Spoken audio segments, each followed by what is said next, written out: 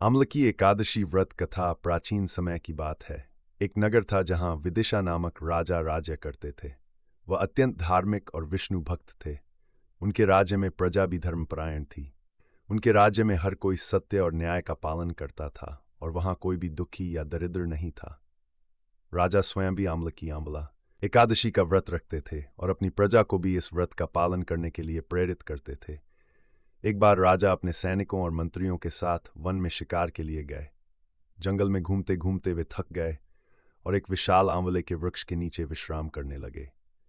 संयोगवश यह दिन आम्लकी एकादशी का था।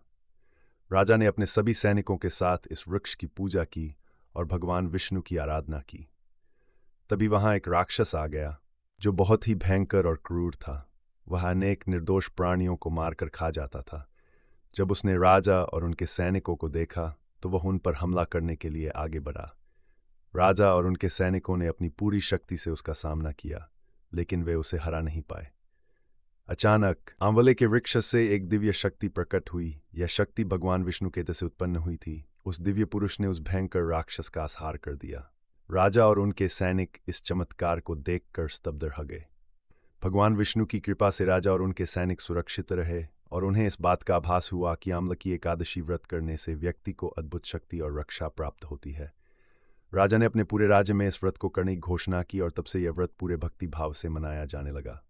आम्लकी एकादशी का फल, इस व्रत को करने से व्यक्ति को पापों से मुक्ति मिलती है, भगवान विष्णु की कृपा प्राप्ति होती है, जीवन में सुख, समृद्धि और सफलता आती है, स्वास्थ्य में होता है, जिससे शरीर रोग मुक्त रहता है। महत्वपूर्ण संदेश: पर्यावरण संरक्षण के लिए आंवले के वृक्ष का रोपण किया जाए। इस व्रत के माध्यम से धार्मिक और सांस्कृतिक मूल्यों का प्रचार किया जाए। सोशल मीडिया पर इस कथा को प्रचारित कर अधिक लोगों तक इसकी महिमा पहुंचाई जाए।